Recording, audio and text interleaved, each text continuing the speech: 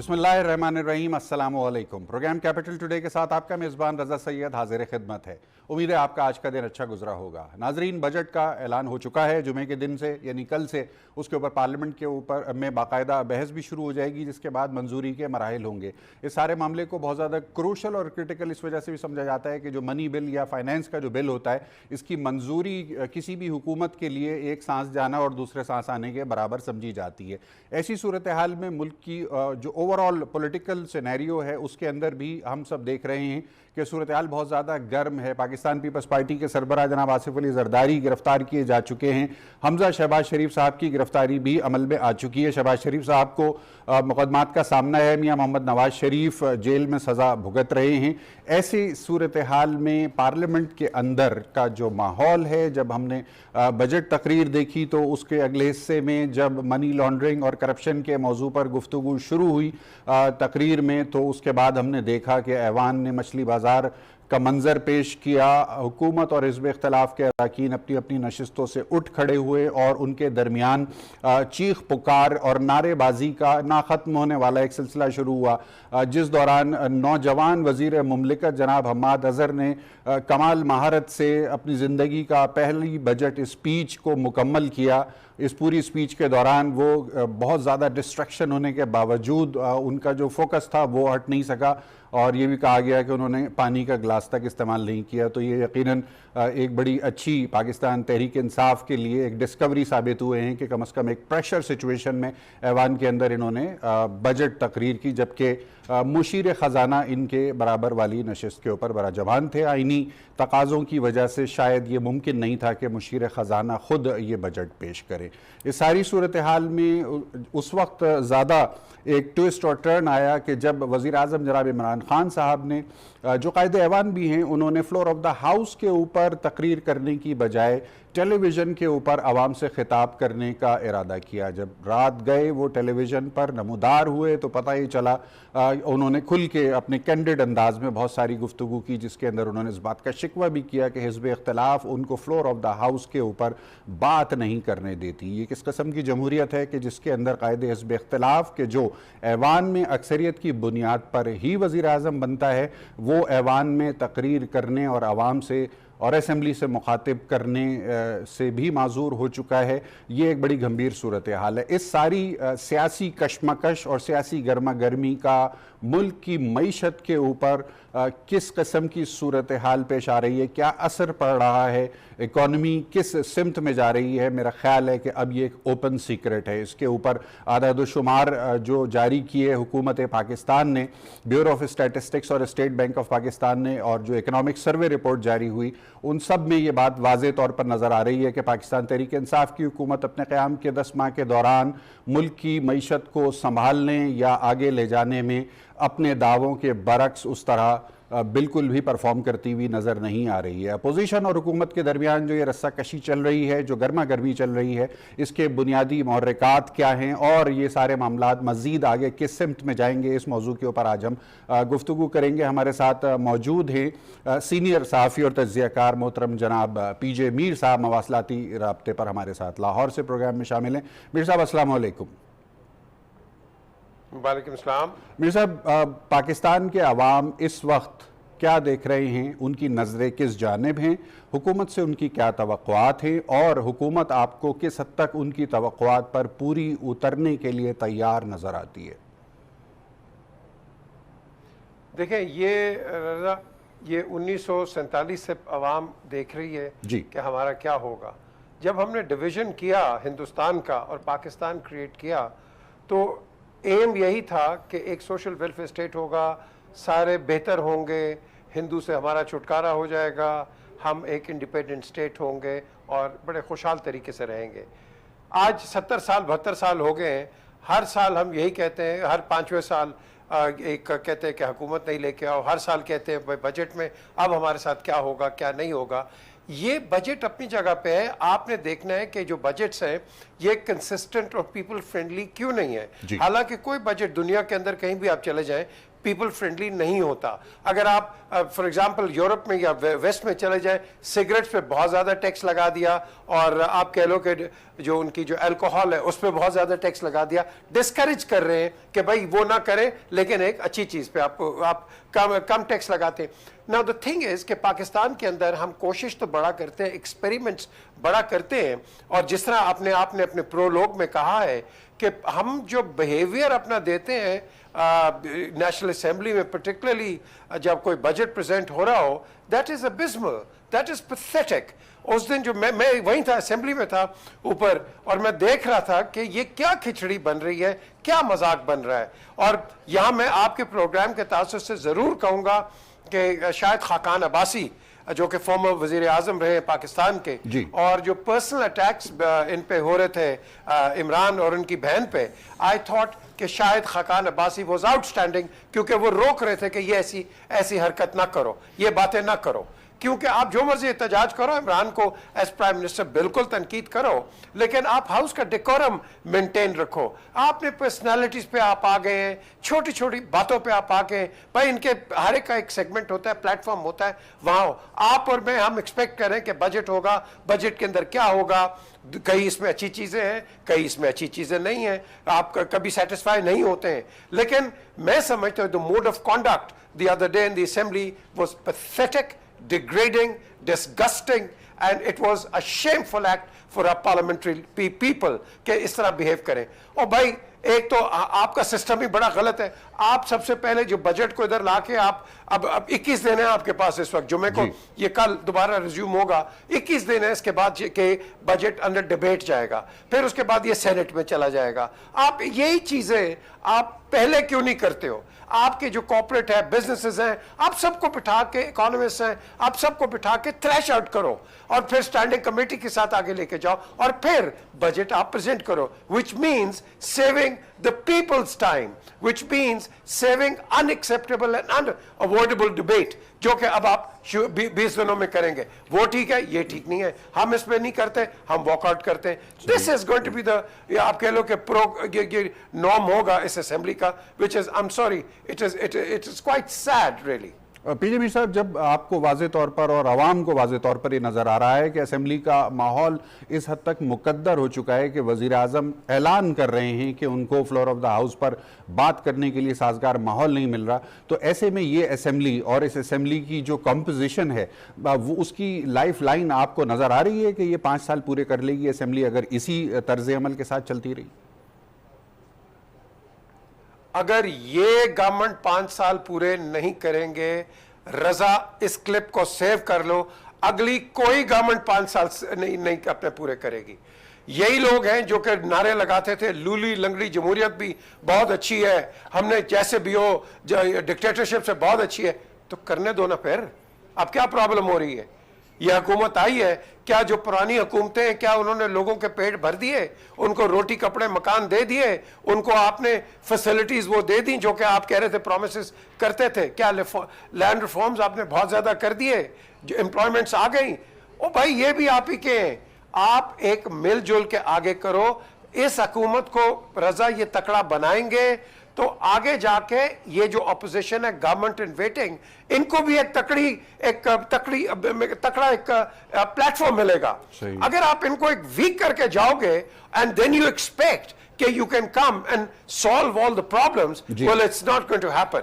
ये बिल्कुल नहीं होगा। तो हमेशा आप कंटिन्यूटी एक पॉलिसी रखोगे जिसमें आज इस हुकूमत को तकड़ा करो, पक्का करो, और फिर अपना मैंडेट लोगों के पास लेके जाओ। नहीं जी, ये तो ये कह रहे हैं हम इससे भी ज्यादा अच्छा करेंगे, वो आप में सब्र है नहीं है, वो आप में वो कह रहे हैं वो कंसिडरेशन है नहीं है। आप गवर्नमेंट आती नहीं है तो आप उसको निकालने के चक्कर में होते हो। कोई कहता है 100 दिन होते हैं, कोई कहते हैं 90 दिन होते हैं। ये क्या मजाक हम अपने सिस्टम के साथ कर रहे हैं? सही, मतलब हम खुद अपने सिस्टम के ऊपर इतना भरोसा नहीं रखते कि हम इसी प्रेडिक्ट प्रेडिक्शन में और फिंगर्स क्रॉस करके बैठे रहते हैं कि हुकूमत चलेगी या नहीं चलेगी, कब गिर जाएगी। बहरहाल ये सूरत हाल गंभीर है। मैं आपकी तरफ दोबारा आता हूँ। मीर साहब हमारे साथ स्टूडियो में मौजूद हैं, सीनियर सहाफ़ी मोहतरम जनाब एजाज सईद साहब। एजाज साहब बहुत शुक्रिया, आपने अपना कीमती वक्त निकाला हमारे लिए। एजाज साहब, जो इस वक्त ओवरऑल मुल्क की पोलिटिकल सिचुएशन है, नैब का शिकंजा हिज़्ब इख्तिलाफ के सरकर्दा रहनुमाओं के ऊपर बहुत सख्त नज़र आ रहा है, और गो के पिछले दिनों हमने देखा कि अलीम खान साहब को भी हिरासत में लिया गया, लेकिन वो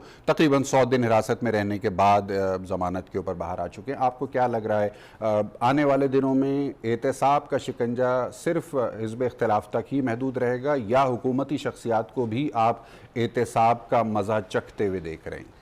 बहुत बहुत शुक्रिया रज़ा भाई। मेरे ख्याल में जो एहतसाब का सिलसिला जो चल रहा है, इसमें फ़िलहाल फौरी तौर पर तो कोई हुकूमती अहदेदार नहीं जा रहा, लेकिन ये तो की जा रही है कि जब अपोजिशन ज़्यादा शोर मचाएगी एहतसाब के हवाले से, तो उस वक्त तो ये की जा सकती है कि प्राइम मिनिस्टर के करीबी एक ब्यूरोक्रेट हैं, उनका नाम भी लिया जाता है, वज़ीर दिफा का नाम भी लिया जाता है। साथ ही साथ पंजाब में अगर चले जाएँ तो उस वहाँ के जो स्पीकर सूबाई असम्बली हैं परवेज़ इलाही, उनका नाम भी लिया जाता है। ये वो लोग हैं जिनके बारे में जो लेकिन परवेज़ इलाही साहब तो क्रिटिकल इत्तेहादी हैं पंजाब जी, बिल्कुल क्रिटिकल इत्तेहादी हैं, लेकिन उनके बारे में जो नैब लाहौर है उसने अपना केस तैयार कर लिया हुआ है, और उनसे नैब लाहौर ने मेरी इतलात के मुताबिक जो नैब हेडक्वार्टर्स हैं, चेयरमैन नैब है, उनको परमिशन मांगी हुई है कि वो अरेस्ट की परमिशन दें, और ये आज की नहीं मांगी हुई, ये 1.5-2 माह से मांगी हुई है। तो लेकिन वो अभी रुका हुआ है मामला, वो मामला अभी रुका हुआ है। सही। तो जाहिर है जिस वक्त अपोजिशन ज़्यादा शोर मचाएगी और एहतसाब के हवाले से सवालात मज़ीद उठेंगे, तो शायद उस वक्त किसी वक्त ये इनमें से कोई एक या एक करके ये सारे ये गिरफ्तार होंगे। यानी परवेज़ खटक साहब का तो नाम काफ़ी दफ़ा मुख्तलिफ हवाले से ख़बरों में भी आता रहा है कि उनके ऊपर भी कुछ ऐसी तहकीकात हैं कि जो गिरफ्तारी का सबब बन सकती हैं। जी बिल्कुल, परवेज़ खटक के खिलाफ मालूम जब्बा का केस है, और परवेज़ खटक ही नहीं उसमें, बल्कि आज़म खान जो कि प्राइम मिनिस्टर के प्रिंसिपल सेक्रेटरी हैं, उनका नाम भी है। और मेरी इतलात के मुताबिक, मुझे पहले इनिशली तो इतला ये थी कि शायद आज़म खान इस सारे मामले से निकल गए हैं, लेकिन मुझे कुछ अर्सा पहले पता चला कि कुछ ही दिन पहले पता चला कि आज़म खान ज़्यादा ख़तरे में हैं दैन परवेज़ खटक। तो आज़म खान जो कि प्राइम मिनिस्टर की नाक के बिल्कुल नीचे बैठते हैं, वो ज़्यादा ख़तरे में हैं, क्योंकि जो प्रॉप अप चीज़ें की हैं अभी नैब की इन्वेस्टिगेशंस में, वो शायद इतनी खुशगवार नहीं है principal secretary to prime minister की। अच्छा, गुज़िश्ता दिनों फैसल वावडा साहब वफाकी वज़ीर हैं, उन्होंने एक चैनल पर बड़े वाज़े अंदाज में प्रेडिक्शन की थी कि शाहिद खाकान अब्बासी साहब इज़ नेक्स्ट इन लाइन। हम कोशिश भी करेंगे प्रोड्यूसर साहब के शाहिद खाकान अब्बासी साहब से हमारा रब्ता हो तो उनका मौक़िफ़ भी लें।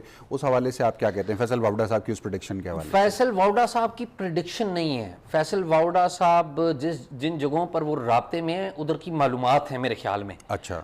और मेरे ख्याल में मालूमात उनकी, जब फैसला साजों के साथ आपका ताल्लुक हो तो कुछ मालूमात आपको मिलती भी हैं, सुनते सुनाते भी हैं। मेरे ख्याल में फैसल वावडा की बात इतनी गलत नहीं है। इनको भी काफ़ी अरसे से ये बताया जा रहा है, शायद खाकान अब्बासी को भी, कि आप गिरफ्तार कर रहे हैं। एक सॉर्ड जो है उनके सर पे लटक रही है जी, सॉर्ड उनके सर पे लटक रही है, और मुझे ये लगता है मेरी इतलात के मुताबिक कि शायद खाकान अब्बासी फौरी तौर पर अरेस्ट नहीं होंगे। अगर उन्हें अरेस्ट ज़रूरत भी हुई, क्योंकि फैसल वावडा ने बयान देके हुकूमत को और नैब को ज़रा एक बैकफुट पे रख दिया है, तो शायद 1 माह 1.5 माह लग जाए। लेकिन ठीक है। अजीम चौधरी साहब हमारे साथ मौजूद हैं, सीनियर सहाफ़ी तज्ज़ियाकार। बहुत बहुत शुक्रिया चौधरी साहब, आपने वक्त निकाला।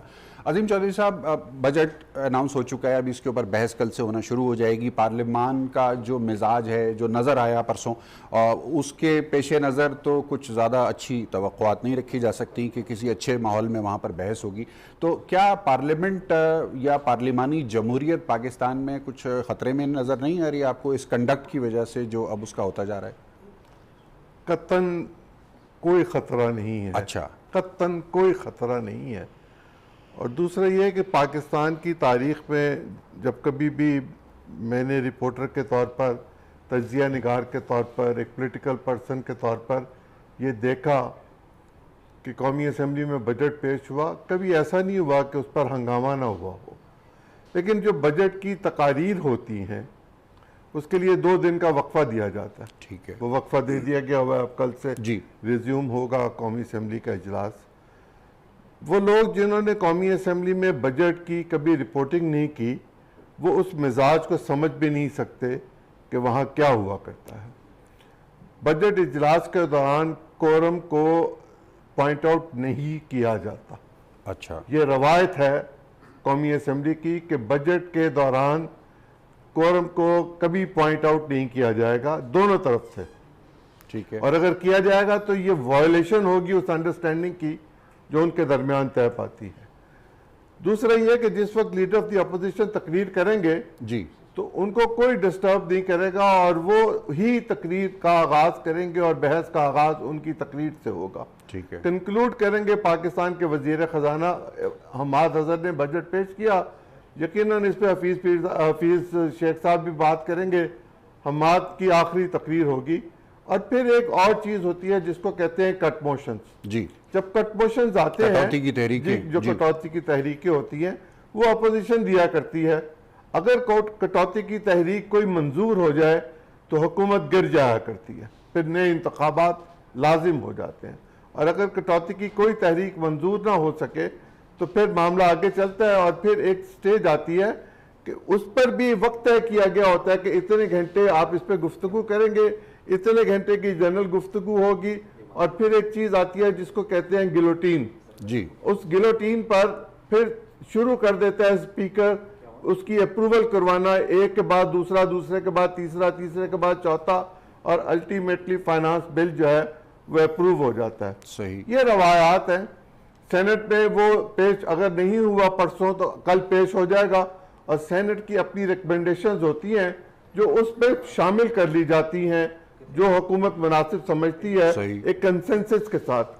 बजट पर एक कंसेंसस अनसीन होता है, इसलिए कि अगर बजट मंजूर नहीं होगा तो हुकूमत नहीं चल सकेगी। एक दिन यानी 1 जुलाई नहीं चढ़ सकेगा। बिल्कुल सही, एक सांस आना और दूसरा सांस जाने के मुताबिक। जी, और उसके नतीजे में क्या होगा? उसके नतीजे में ये होगा कि पूरे मुल्क का निज़ाम रुक जाएगा, और ये पाकिस्तान अफोर्ड नहीं कर सकता कि पूरे मुल्क का निज़ाम रुक जाए। अमेरिका में तो कुछ दिन के लिए रुकता है और फिर आगे बात चलती है, यहाँ ऐसा नहीं होगा, जिसको जीओपी शटडाउन कहा जाता है। जी, पिछले साल भी हुआ। वहां पाकिस्तान में बजट की तकारीर के दौरान मुझे कहीं कोई हंगामा तकरीरों के हवाले से नजर नहीं आता। अगर नजर आता है तो इस वजह से तो हो सकता है कि फलां साहब का प्रोडक्शन ऑर्डर जारी हुआ या नहीं हुआ। जी, अगर उस पर भी कोई कंसेंसस हो गया तो फिर तो बात अजीम चौधरी साहब, इसमें एक नुक्ता आता है। आज मैं एक बैरिस्टर साहब से बात हो रही थी तो उनका कहना था, तस्दीक या तरदीद आप कर सकते हैं, बेहतर आपकी गहरी निगाह इन मामलात के ऊपर। एक बैरिस्टर साहब का कहना यह था कि पार्लियामेंट के अंदर स्पीकर साहब के पास प्रोडक्शन ऑर्डर्स के इख्तियारात बिलाशुबा होते हैं, लेकिन उनके कहने के मुताबिक माजी में जो रिमांड जिनका हुआ होता है, तहकीकात जिनके साथ हो रही होती है, उनको रिमांड के दौरान आम तौर से प्रोडक्शन ऑर्डर के तहत नहीं बुलाया जाता। जावेद हाशमी साहब को नहीं बुलाया जाता था, और मिसालें भी मौजूद हैं। लेकिन शहबाज शरीफ साहब को बुलाया गया। शहबाज शरीफ साहब को बुलाया गया इसलिए कि वो लीडर ऑफ द अपोजिशन थे। अगर वो ना आते और उनके साथ मामला ये तय ना करते तो असेंबली जितनी चली है इतनी भी ना चल सकती। अच्छा, असेंबली के कारोबार को चलाने के लिए कुछ लोग कुछ दो के असूल के मुताबिक बातें तय होती हैं। सही। ये भी एक अना का मामला था कि leader of the opposition he chairman PSC होगा। क्या वो बदल जाएगा या नहीं बदल जाएगा, चंद दिनों में सामने आ जाएगा। और अगर वो बदल गया तो फिर आप इस बात को यकीन कर लीजिएगा कि ये उस वक्त की एक अंडरस्टैंडिंग थी कि अभी मुझे बना दे, मैं पीछे हट जाऊंगा, फिर किसी दूसरे को बना देंगे और बाकी लोग भी उस पर एग्री कर जाएंगे। ठीक है, यानी आप उन बैरिस्टर साहब की इस बात को एंडोर्स कर रहे हैं कि जिनका रिमांड हुआ कानून के मुताबिक है, उनको नहीं बुलाया जाता। ये कहीं नहीं लिखा हुआ कि अंडर रिमांड लोगों को आप बुला सकेंगे। इसका मतलब तो यह है कि 90 दिन सराज दुरानी साहब इजलास बुला के बैठे रहे, उनकी तो इंक्वायरी पूरी नहीं हो सकी, और जब इंक्वायरी पूरी नहीं होगी तो मतलब रिमांड का जिक्र ही नहीं है। नहीं, रिमांड का जिक्र नहीं है तो उसकी इंटरप्रिटेशन फिर दोनों तरफ हो रही है। इसका मतलब उसकी इंटरप्रिटेशन यही है कि आप हवालाती कैदी जो है, जिसको गिरफ्तार किया गया हो, उसके रिमांड खत्म होने के बाद किसी और मुकदमे में 90 दिन का रिमांड नहीं है, कत्ल में भी 14 दिन से ज्यादा का रिमांड नहीं है। ये एक बिल्कुल मुख्तलिफ चीज है। साहब, गुफ्तगू के सिलसिले को हम जारी रखेंगे एक मुख्तसर वक्फे के बाद।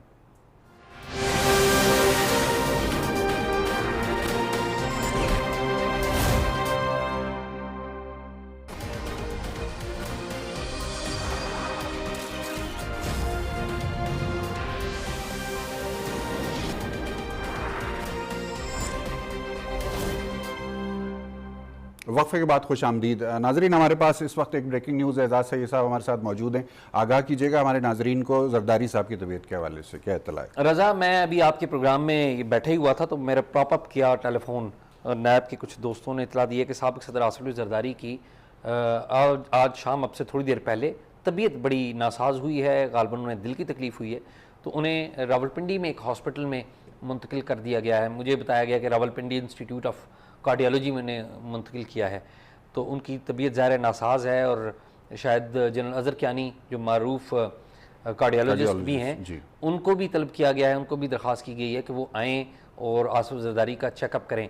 तो खुदा खैर करे, ज़ाहिर है किसी की भी जो सेहत है वो बड़ी अहम है, लेकिन इस ख़ास सिनेरियो में जब मुल्क में बजट पेश किया जा चुका है, एक पॉलिटिकल सिनेरियो है ख़ास किस्म का, कोई भी हमारा जो रहनुमा वो तिब्बी तौर पर अगर अलील होता है तो ये कोई अच्छी खबर नहीं है। बिल्कुल सही कहा आपने। हमारी भी दुआ है अल्लाह ताला जरदारी साहब को शिफाए कामला जल्द अता फरमाए। नाजरीन, गुफ्तगू के सिलसिले को हम जारी रख रहे हैं। हमारे साथ मौजूद हैं स्टूडियो में इस वक्त सीनियर तजज़ियाकार मोहतरम जनाब प्रोफेसर ताहिर मलिक साहब। ताहिर मलिक साहब, बजट आ चुका है, अभी इस पे बहस होना बाकी है, इसकी अप्रूवल भी होना बाकी है। हम इन चीज़ों से और इन आदाद व शुमार से, ये 2200 सफ़ात पर मुश्तमिल किताब हमारे पास रखी है गुज़िश्ता 2 रोज़ से, आप ये बताइए कि पाकिस्तान के अवाम की इस वक्त एक्सपेक्टेशंस क्या हैं और मौजूदा हुकूमत आपको किस हद तक उन एक्सपेक्टेशंस को मीट करने के लिए तैयार नज़र आती है? एक हमारे दोस्त हैं, वो उन्होंने 3-4 बजट बनाए और आप भी उस महफिल में मौजूद थे, तो उन्होंने एक वाक़या सुनाया कि यासीन खान भट्टो जब वज़ीर ख़जाना थे तो जुनेजो साहब के वक्त तो आधी रात तक ब्रीफिंग देते रहे वजारत ख़जाना के बाबू, तो वो कोई उनका इकॉनमी का बैकग्राउंड भी नहीं था। तो उन्होंने वो सारी प्रेजेंटेशन सुनने के बाद कहा पंजाबी में कि मुझे बताओ जब मैं उकाड़ा में अपने गांव में जाऊंगा तो वहाँ मुझे जूतियाँ पड़ेंगी या लोगों के लिए, मजदूर किसान के लिए कुछ होगा? तो देखिए, ये आदादो शुमार का जो गोरख धंधा है, इस बजट को पेश करने वाले अपने गाँव में मजदूर और किसान का सामना नहीं कर सकते और ये तासर ये आ रहा है ऑन फेस ऑफ इट कि ये IMF ने हमारी मईशत को कंट्रोल कर लिया जी और गुर्बत बढ़ रही है और हम एहसास प्रोग्राम के पैसे ही बढ़ा रहे हैं और ये भी नज़र आ रहा है कि शॉर्ट फॉल भी बढ़ेगा जो रेवेन्यू कलेक्शन में।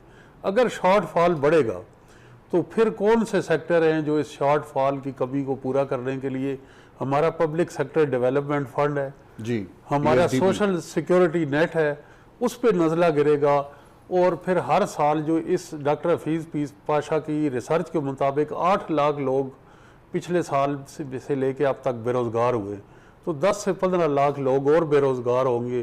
तो अगर गुर्बत की लकीर के नीचे रहने वाले लोग बढ़ेंगे, अगर आम आदमी की ज़िंदगी में मुश्किलात में इजाफा होगा, अगर दूध के ऊपर टैक्स लगेगा, अगर सब्ज़ी के ऊपर लगेगा, गोश्त के ऊपर लगेगा और फिर उन लोगों पे उनके ज़ख्मों का मदावा और मरहम करने के बजाय उन्हें आधी रात को उठा के रियासत मदीना के वाक़यात और इस्लामी तारीख़ के हवाले दिए जाए, तो ये इससे बड़ा फरेब, इससे बड़ा धोखा नहीं।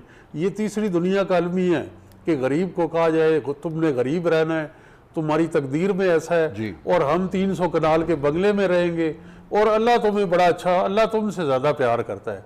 तो वक्त आ गया कि जो दिन की तारीकी में आपने टैक्स लगाए, जो लोगों का इस्तेहसाल किया, आज भी मैं ये समझता हूँ, देखिए महंगाई से बढ़ के ये लोगों की आमदन में इजाफा नहीं हो रहा। हम तीनों जो पैनलिस्ट बैठे, हम दरमियाने तबके के, हमारी इनकम नहीं बढ़ रही, हमारी इनकम नीचे जा रही है, हमारे लिए ज़िंदगी की मुश्किलात में इजाफा हो रहा है। तो आम आदमी को तो आप छोड़ें, तो जब ऐसी सूरत हाल हो तो उसको रिलीफ देने के लिए ये भी सोचना चाहिए रिलीफ। और मैं तीसरी जो चीज़ है कि इससे एग्री नहीं करता वज़ीर आज़म साहब के बयान, पाकिस्तान के लोग टेस्ट नहीं देते। पाकिस्तान की मईशत के 2 बड़े मसले हैं। एक मसला ये है कि वसाइल हैं, उनकी तकसीम गैर मुनसिफाना है, वो जागीरदारों में, सरमायादारों में और मुक्तदर हलकों में वो है, उसकी तकसीम ठीक नहीं। दूसरा मसला ये कि जो साइकिल में माली आता है हमारी गली में, वो भी 100 रुपये का जब टैक्स कार्ड डलवाता है 25 रुपये टैक्स देता है वज़ीर आज़म साहब। जो पेट्रोल इनडायरेक्ट में तो पूरी पेट्रोल डलवाता है उसमें मोटरसाइकिल में, वो भी टैक्स देता है। तो जो लोग टैक्स नहीं देते उनके लिए आप एमनेस्टी स्कीम ला रहे हैं, उनका काला धन सफेद कर रहे हैं और जो टैक्स देते हैं उन्हें मजीद नचोड़ रहे हैं। तो और पीजे मीर साहब, आपकी तरफ वापस आऊँगा। थोड़ा सा मुख्तलिफ नौयत का एक मामला है, सवाल की शक्ल में आपकी तरफ लेके आ रहे हैं। ताज़ा तरीन जो आज सुबह की इतलात हैं उसके मुताबिक खलीज अमान में 2 तेल बरदार बहरी जहाज़ों पर मुबैना तौर पर टॉर्पीडो हमला हुआ है, जिसके नतीजे में उन जहाज़ों में आग लगी हुई है। इस हवाले से काफ़ी स्पेकुलेशन भी सरगर्म हो चुकी है। तेल की कीमतें बढ़ने का इंदिया भी दिया जा रहा है और शिपिंग इंडस्ट्री की बाज़ कंपनीज़ की तरफ से ये तलात भी हैं कि वो इस रीजन के अंदर अपने शिपिंग ऑपरेशंस को शट डाउन करने का इरादा रखती हैं। इस सारी सूरत हाल का पाकिस्तान की मौजूदा सूरत हाल, पाकिस्तान की मईशत और सियासत पर किस किस्म के मुमकिन असरात आपको पड़ते हुए नज़र आते हैं? देखें, ये जो आप एक एडवेंचर देख रहे हैं जी, ये इसके पीछे सिर्फ एक ही आप कह लो मुल्क है, उसका हाथ है, वो है अमेरिका। सही। उसने पूरी कोशिश की है कि ईरान को इसमें मुलव्वस करे। ये जो अटैक्स हुए हैं, जो पहले आपने देख लिया कि इनके जहाँ ऑयल के रिजर्व्स थे वहाँ भी इन्होंने इंसिनुएट किया, फिर कहा कि हमारे पास प्रूफ नहीं है, लेकिन ये गालिबन ईरान हो सकता है। तो वो अब ईरान का कार्ड प्ले करेगा इस एरिया के अंदर। मैं समझता हूं कि एक डिस्टर्बेंस क्रिएट करेगा, क्योंकि उसको पता है कि यहाँ एक शिफ्ट आ रहा है, एक ग्लोबल शिफ्ट आ रहा है कि यहाँ आपके साथ रशिया, चाइना एंड इवेंचुअली आप देखेंगे हिंदुस्तान भी इसी फोल्ड में आएगा। लेकिन इस वक्त हिंदुस्तान एक प्रॉक्सी एक रोल प्ले कर रहा है यूनाइटेड स्टेट्स का। लेकिन ईरान इस वक्त आप देखो कि ये इसने भी आगे हाथ बढ़ाने की कोशिश की है पाकिस्तान को, और चाइना के आगे जा रहा है। तो गल्फ ऑफ ओमान में आप देख लेंगे कि ये ज़रूर कोई ना कोई मिस एडवेंचर करेंगे। कतर के साथ आपने देख ही लिया कि इनके कैसे ताल्लुकात हैं। इन्होंने बल्कि मिडल ईस्ट के अंदर सऊदी अरेबिया, यूएई और बाकी जो ममालिक हैं उनके साथ ही कतर को आइसोलेट किया हुआ है। तो मैं समझता हूं कि ये अभी एक टाइम है कि ये अमेरिकन की एक लॉन्ग टर्म पॉलिसी है कि डिस्टेबलाइज करे। जहां आप देखो कि दुनिया के अंदर रजा के स्टेबलाइजेशन आ रही है, ये वहां जाकर डिस्टेबलाइज कर देते हैं। कहीं भी आप देख लो, इन्होंने आप देख लो वियतनाम में भी देख लो, आपने इधर अफगानिस्तान में भी देख लो, ये आपके कंटेम्प्रेरीज है from 60s to the 70s। तो ये मैं समझता हूं कि we have to be very careful and play this card quite sensibly. अब हम बात करते हैं ऊपर से मुस्लिम उम्मा की, और भाई कौन सी उम्मा? ये उम्मा आती है वेयर इट सूट्स द उम्मा, but not where it suits people like us.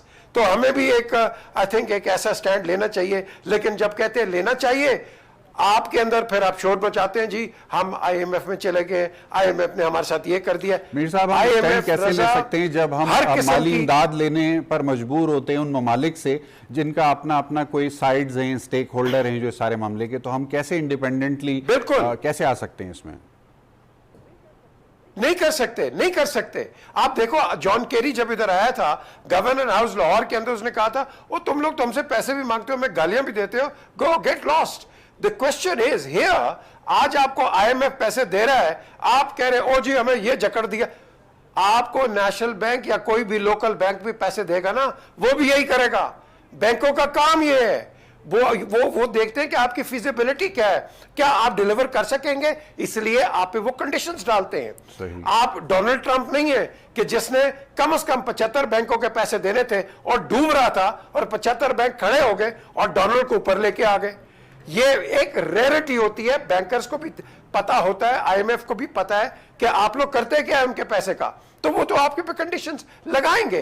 तो हमें उसमें कोई इतना चीखें नहीं मारनी चाहिए। हमें ऑन द कॉन्ट्ररी देखना चाहिए कि जो इनकम्बेंट गवर्नमेंट हो या पुराने जो लोग हैं, इन्होंने ये हमारे साथ कर क्या रहे और किया क्या है, क्या आपके मैनेजरियल प्रॉब्लम्स हैं, इनको रेक्टिफाई कैसे करोगे, पैसों को कैसे एग्जीक्यूट करोगे, और साथ इतना पैसा बना सकते हो या बनाओगे कि आप आईएमएफ को पैसा वापस करोगे, rather than go into the form of rescheduling. हम रीशेड्यूल करवा लेते हैं हर चीज को। तो इसके अंदर हमें अपने मैनेजर्स को ठीक करना है। That is the crux of the whole problem in this country. सही, बहुत शुक्रिया। मैं दोबारा आता हूं आपकी तरफ। एजाज सैयद साहब, एक थोड़ा सा मुख्तलिफ नौयत का मैं सवाल आपसे पूछना चाहता हूं। आपको क्या लगता है सूरत हाल इस वक्त जो एहतसाब का जो पाकिस्तान में पिछले 20, 25, 30 सालों के दरमियान जो एहतसाब का इस्तेमाल है, allow me to use the term इस्तेमाल, तो अभी भी ये इस्तेमाल ही होगा या इस मरतबा कुछ डिफरेंट होता हुआ नज़र आ सकता है? बड़ी बदकिस्मती है रज़ा साहब, हर बंदे की अपनी एक ओपिनियन है। मैं तो बेस्ड ऑन फैक्ट्स बात करूंगा। मैं नैब को कवर कर रहा हूँ सिंस मुशर्रफ एरा। मुशर्रफ साहब के दौर में भी नैब को इस्तेमाल किया गया, एहतसाब का नारा लगाया गया था, और उसके बाद आज भी नैब को इस्तेमाल किया जा रहा है, बीच में भी नैब को इस्तेमाल किया जाता रहा। पीपल्स पार्टी और जो नून लीग है उन्होंने एक ट्रूस कर लिया था, उस वजह से नैब को उन्होंने पीछे कर लिया था, मिसाक जमहूरियत। तो उस वक्त नैब की ज़रा इतनी इंपॉर्टेंस नहीं थी, लेकिन मुशर्रफ दौर की जो थिंकिंग है या माइंड सेट है वो आज उसी को रिप्लेस किया गया है, आज उसी को कॉपी किया गया है, उसी को चलाया जा रहा है। इस एहतसाब का जो एजेंडा है वो इंसाफ नहीं है, बदकिस्मती से। मैं आपको साबित कर सकता हूँ बहुत सारी एग्जाम्पल्स के साथ। बदकिस्मती से इसका जो एजेंडा है वो पॉलिटिकल है। तो जब आपका मकसद इंसाफ नहीं होगा, आपका एजेंडा पॉलिटिकल होगा, तो फिर इंसाफ होगा नहीं, ये हालात मजीद ख़राब होंगे। अभी फौरी तौर पर नहीं होंगे तो कुछ दिन बाद हो जाएंगे। तो ये अभी जो देखिए 2 ब्रांड हैं इस वक्त है, एक जो गवर्नमेंट का एक ब्रांड है, एक गवर्नमेंट की नैरेटिव है जी, वो तो चल रहा है, लेकिन आप ये भी देखिए कि जो महंगाई की वजह से और ये सारी जो डेवलप हो रही है सिचुएशन, लोगों की एंग्जाइटी कि परफॉर्म नहीं गवर्नमेंट कर रही, वो गवर्नमेंट का ब्रांड डैमेज हुआ है, जो हुकूमत की जो क्रेडिबिलिटी है वो डैमेज हुई है आज। लेकिन ना जरदारी साहब की गिरफ्तारी पे लोग बाहर आए, ना मियां साहब की गिरफ्तारी पे लोग बाहर आए। वो नहीं आएंगे। उसकी वजह ये है, 2-3 वजह हैं। एक तो ये है कि देखिए आसफ अली जरदारी का जो बेस रह गया है, कोई माने या ना माने, पीपल्स पार्टी चारों सूबों में पॉपुलर है, लेकिन उनका बेस सिंध रह गया है। जो मुस्लिम लीग नून है, आप देखिए मुस्लिम लीग नून का पंजाब बेस है, लेकिन मुस्लिम लीग नून बाहर निकलने के लिए तैयार नहीं। उनके leader of the opposition Shahbaz Sharif है। तो अभी थोड़ा बहुत वो मरियम भी निकल रही हैं, मैं और आप देख रहे हैं, और ये मौसम भी इस तरह का है। ये आप और मैं ये देखेंगे, आपका ये प्रोग्राम भी रिकॉर्ड के ऊपर है कि जो ही मामलात नवंबर के करीब आएंगे ये सारे लोग बाहर निकलेंगे, यानी मौसम बेहतर हो जाएगा तो लोगों की जो मोबिलाइजेशन है, शख्सियत तब्दील होंगी, हालात। अजीम चौधरी साहब, एक सवाल है बार बार उठाया जा रहा है मुख्तलिफ फोरम्स के ऊपर कि मौजूदा हुकूमत की जो मैसेजिंग है वो बड़ी कमज़ोर है, और ऐसे मामलात के जिसके अंदर मौजूदा हुकूमत की पोजीशन बहुत आसान अंदाज से, वाज़े अंदाज से कम्युनिकेट हो सकती है, उसमें भी उनको नाकामी का सामना है। बहुत सारे मीडिया मैनेजर्स हैं, लेकिन उसके बावजूद सिवाय खींचातानी के और महाजाराई के कोई कंट्रीब्यूशन नज़र नहीं आ रही। वजह क्या है इसकी? बहुत हद तक आपकी बात ठीक है, इतने मैनेजर्स की ज़रूरत नहीं हुआ करती, और मैनेजर एक होना चाहिए, बाकी उसके सबॉर्डिनेट्स होने चाहिए। मेरा ये ख्याल है, मैं इसको इतला भी कह सकता हूँ जी, कि आइंदा चंद रोज़ तक चीज़ों में के तब्दील होने का इम्कान मौजूद है।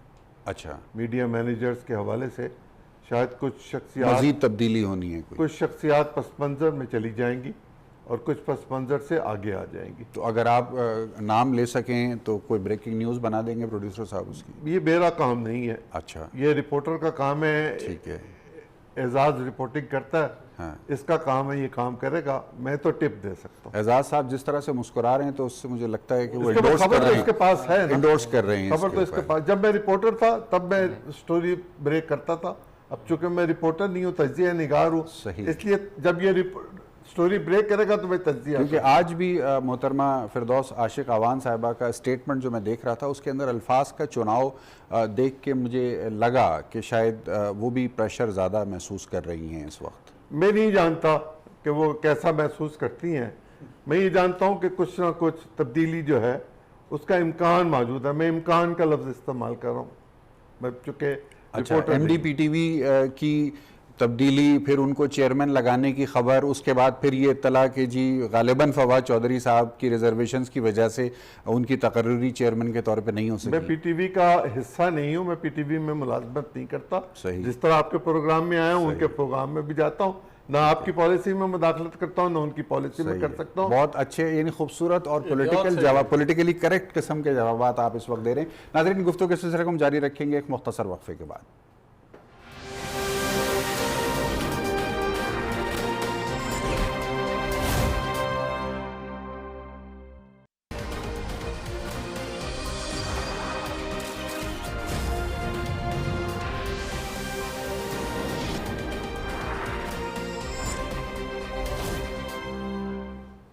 वक्फे के बाद एक मरतबा फिर खुश आमदीद। प्रोफेसर ताहिर मलिक साहब, मैसेजिंग, हुकूमत को मैसेजिंग में दुश्वारी का सामना है, ये बात हुकूमत को नज़र भी आ रही है, हर एक को नज़र आ रही है, तो हुकूमत को भी नज़र आ रही होगी, रेक्टिफाई क्यों नहीं हो पा रही है? ये इसकी वजह क्या है? बात तो ये है कि हुकूमतों को मीडिया के बारे में इतना एहसास नहीं होना चाहिए। अच्छा, जो अभी इलेक्शन पाकिस्तान में हुए, जो इंडिया में हुए, इसराइल में हुए, अमेरिका में हुए, तो मीडिया और ट्रम्प के भी बड़े खिलाफ रहा है, मोदी के भी खिलाफ रहा है। क्या सिंध के ऊपर जो मीडिया की हुई, वहाँ से पहले ज़्यादा पीपल्स पार्टी ले, तो पीटीआई और नून लीग मुझे मीडिया के मामले में एहसास दिखाई देती। दूसरा ये है कि विसाल यार फ़कत आरज़ू की बात नहीं, मीडिया मैंने अमली इक़दामात जो हैं जो आम आदमी तक पहुँचते हैं वो उनका इम्पैक्ट और होता है, और जो आपने मीडिया प्रोफेशनल रखे होते हैं वो उल्टा दूसरा फिर जो तर्जमान इतने सारे आगे, पंजाब की एक एग्जांपल दो जी। अब पंजाब के एक तर्जमान हैं डॉक्टर साहब और गिल साहब, वो अगर उलझेंगे, लोगों को गाली गुफ्तार करेंगे मीडिया एंकर्स के साथ, तो ये क्या अच्छी पब्लिक रिलेशनिंग है? आपने अपने क्रिटिक्स से इंगेज करना है। तो फिर ये लिस्टें अभी ये इस सतह के हैं कि भाई ये आपको पसंद के क्रिटिक है, इन्हें ना बुलाएं मीडिया के प्राइम मिनिस्टर के साथ में। जबकि जमहूरियत में रवायत ये है, ब्रिटिश प्राइम मिनिस्टर जो टॉप क्रिटिक होता है उसके साथ ब्रेकफास्ट करता है। एक छोटा सा वाकया, एक साथ थे निसार उस्मानी साहब जी, बिल्कुल, ज़ियाउल हक के उससे ज्यादा क्रिटिक कोई नहीं थे, तारीखी है। और ज़ियाउल हक साहब अपनी हर प्रेस कॉन्फ्रेंस में उनको बुलवाया करते थे खास तौर पे, और फिर उनसे कहते थे उस्मानी साहब आपने सवाल नहीं किया, जब तक आप सवाल नहीं करेंगे प्रेस कॉन्फ्रेंस पूरी नहीं होगी। निसार उस्मानी साहब फौत हो गए, ये रवायत भी खत्म हो गई। अच्छा, तो अब ये अब सर तबाही मौत थी उनकी जी। अच्छा जी। अब जी ये क्या तो ये आ गया कि बदतमीजी का, गाली गुफ्तार का, दुश्मन तराजी का है ये। यहाँ पे आप गंगू तेली आएगा। आप कह रहे थे कि आज फरदौस आशिक ने नहीं की, जो मेयार सेट हो गया यहाँ राजा भवज आने से रहा, तो नून लीग पीपल्स पार्टी ने जो मेयार सेट कर दिया वजीर इत्तलात का, परवेज रशीद साहब जब वजीर थे वो शाइस्ता बोलते थे, उनसे नून लीग की मीडिया टीम खुश नहीं, ये बड़े स्लो हैं जी, इनसे तेज बात नहीं होती। सही। तो अब जब आपने इस अमेरिकन रेसलिंग शो का लोगों को आदी कर दिया, सनसनी खेजी का, गुफ्ताब नकार का, तो उसके अंदर फिर ये स्पेस के दलील से, ठहर के बोलने से और कन्विंसिंग आर्गूमेंट से ये। तीसरा जो मुझे पहलू नजर आता है जिसकी आपने निशानदेही की है, देखिए पार्लिमानी जमहूरियत में हर वजीर अपने महकमे पे बात करता है और साल महीने में एक अपीयरेंस होती है जी। अब एक वजीर है फॉर एग्जांपल एनवायरनमेंट का, क्लाइमेट चेंज की खातून, वो 7 से 11 टॉक शो में होंगी। रेलवे के वजीर हैं, बोलने का बड़ा शौक है, उनके पास इतना बड़ा महकमा है, लाखों मुलाजमीन हैं जी, पूरे मुल्क में नेटवर्क है, उनके पास फाइलें पढ़ने का टाइम नहीं होगा, लोगों से अपनी मिनिस्ट्री के मिलने का टाइम, तो वो 4 घंटे जाया कर रहे हैं टॉक शोज में। पीजे मीर साहब हमारे साथ मौजूद हैं। पीजे मीर साहब, कारज़ारे सहाफत सीनियर तरीन नामों में आपका शुमार होता है, सातजा में शुमार होता है आपका। मीडिया ओवर एक्सपोजर जिसकी तरफ अभी निशानदेही प्रोफेसर साहब ने की, इसको आप किस निगाह से देखते हैं और आप क्या मशवरा देंगे एक मीडिया गुरु होने की हैसियत से? हमारे लिए भी आपका क्या मशवरा होगा, और जो टीवी के ऊपर सियासी काबरीन आते हैं उनके लिए आपका क्या मशवरा होगा कि वो मीडिया ओवर एक्सपोजर से अपने आप को किस तरह बचा सकते हैं? ये जो प्रोफेसर साहब ने बात की है बिल्कुल सही की है, and is hit the nail on the head. और यही हमारी बेसिक प्रॉब्लम है इस मुल्क के अंदर। आपने देखा है कि एक तो चले ये कई वज़ीरों को बड़ा शौक़ है, पुरानों को भी नवों को भी, कि जी आपने कैमरे के आगे खड़े होना है, और फिर उनके साथ कुछ 4 सैटेलाइट्स राइट पे होते हैं, 4 सैटेलाइट्स लेफ्ट पे होते हैं। और यही चीज़ मैंने एक दिन नवाज शरीफ को हाउस ऑफ लॉर्ड्स में पूछा, मैं कि जी बात मैं आपसे कर रहा हूँ, ये पीछे खड़े क्या कहते हैं? तो नवाज शरीफ पता क्या कहते हैं? कहते हैं इन्हों का काम ही यही है ऑनेस्टली। अब इस तरह की ये बात अगर करते हैं तो अब आप देखो कि कितनी हमें सीरियसनेस से यहाँ नजर आती है। अब जो एक्सपोजर है और अननेसेसरी मीडिया अपीयरेंस है, इसको अवॉइड है। अपने डिपार्टमेंट्स को बिल्कुल आप मैं समझता हूँ वहाँ काम करें, और जो फाइलों की बात की है बिल्कुल फाइलें पढ़ें, बिकॉज ये इस तरह नहीं होगा कि ये जो पिछली गवर्नमेंट पे आपने देखा है कि नहीं जी विदाउट वर्बल कर दिया, ये कर दिया, फिर आप देखिए आगे भुगतना पड़ रहा है ना आपको एक इशू। तो इस चीज़ को आप अवॉइड आपने करना है, और इसको जब आप अवॉइड करोगे आपके पास एक ग्रिप होगी ऑफ द सिचुएशन, तो फिर आप डिलीवरेंस पे भी जाओगे। जब आप डिलीवरेंस कर रहे हो फिर आप लोगों के सामने जरूर आओ, और उस वजह से आओ कि भाई आपने कुछ अचीव किया अपने डिपार्टमेंट्स में। ये बिला बिला हम ये कर देंगे, वो कर देंगे, फलाना कर देंगे, अपना भी टाइम वेस्ट कर रहे हैं, लोगों का भी टाइम वेस्ट कर रहे हैं, और पर्टिकुलरली टेलीविजन का टाइम। तो इस चीज को आप अवॉइड करो। उस वक्त टेलीविजन पे आओ कि जब आपके पास कोई सॉलिड रिलीफ है लोगों के लिए, आवाम को बताने के लिए कोई तरह है जी। आके वो एग्जैक्टली अगर आप जब तक ये नहीं करोगे, you are wasting everybody's time. सही है, जिसकी वजह से उनकी जो दफातर की कारकर्दगी है वो भी यकीनन कॉम्प्रोमाइज़ होती है। एजाज सईद साहब, क्विक कमेंट चाहूँगा, दामन वक्त में गुंजाइश कम हो रही है। जरताज गुल वज़ीर साहिबा की बहन को लेकर पिछले दिनों मीडिया पे बहुत डिस्कस हुआ, हमने भी अपने प्रोग्राम में बात की। उनकी डेपोटेशन के हवाले से ख़त लिखा गया, वज़ीर आज़म साहब ने बरहमी का इजहार किया, वो ख़त विड्रॉ हो गया। सवाल ये है कि वो खातून जिनको डेपोटेशन पे नेक्टा में भेजा गया था, उनका मौजूदा स्टेटस क्या है? क्या वो नेक्टा में ही बरकरार हैं या उनको वापस कॉलेज भेज दिया गया है? देखिए, अभी तक जो नोटिफिकेशन निकालना था वो एस्टेब्लिशमेंट डिवीजन ने निकालना था। वो जो समरी थी जो नेक्टा की तरफ से गई हुई थी वो विड्रॉ नहीं हुई। अच्छा। तो वो मेरे ख्याल में जिस वक्त ज़रा सिचुएशन थोड़ी सी काम डाउन करेगी तो शायद वो वहाँ पर आ जाएं। जो प्राइम मिनिस्टर ने खत विड्रॉ करने का कहा था वो वजीर साहबा को कहा था, जो वजीर साहबा ने सेक्रेटरी इंटीरियर को खत लिखा था। क्विकली बताऊं कि उसमें सेक्रेटरी इंटीरियर भी मुजरम है, उसमें नेक्टा के सरबराह वो भी मुजरम है जिन्होंने वो सिफारिश मानी और उस पर अमल दरामद किया।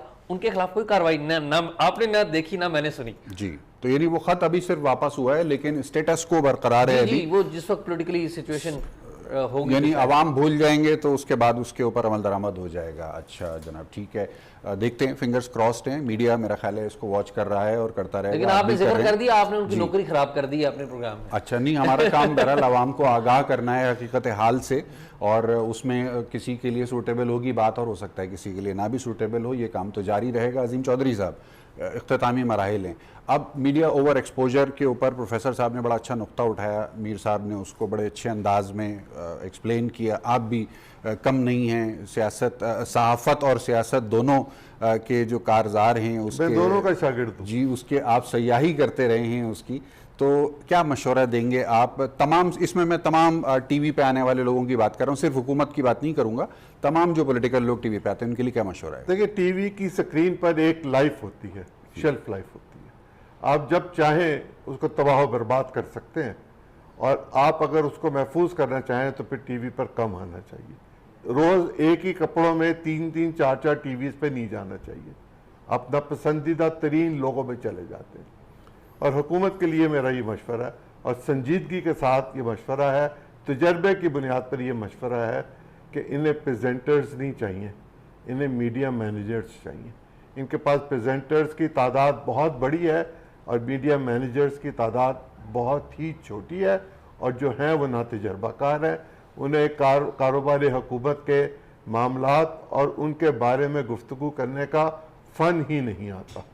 अच्छा, तो ये यानी इसके लिए बाकायदा ट्रेनिंग की भी ज़रूरत है, मेरा ख्याल है होनी चाहिए, होती है। और लेकिन सर रिफ्लेक्शन उसकी क्या है? स्क्रीन पे जो नज़र आ रहा है उसमें ट्रेनिंग नज़र आ रही है, नहीं नज़र आ रही? प्रोफेसर साहब, आखिरी 1 मिनट है, ये सर बताइए। अनरेगुलेटेड सेक्टर है, और इस वक्त सबसे अच्छी मीडिया मैनेजमेंट ये होगी कि मीडिया के अंदर जो एक्सप्लॉयटेशन है, जो लोगों को तनख्वाहें नहीं मिल रही, जो कैमरामैन हमारे सामने बैठे हैं, जो आप लोग हैं, हुकूमत अगर चाहती है तो इस इंडस्ट्री के अंदर ये जो रिसेशन है, जो लोगों का इस्तेसाल है, जो उनके घरों के अंदर हालात हैं, घर चलाने मुश्किल है, सबसे अच्छी मीडिया मैनेजमेंट ये होगी कि फिरदौस आशिक अवान साहिबा पूरे मुल्क की करप्शन को छोड़ें, अपने सेक्टर में यकीनी बनाएं कि मीडिया वर्कर्स का इस्तेसाल बंद हो, मीडिया वर्कर्स का इस्तेसाल बंद हो। पीजे मीर साहब, इख्तितामी कलमात।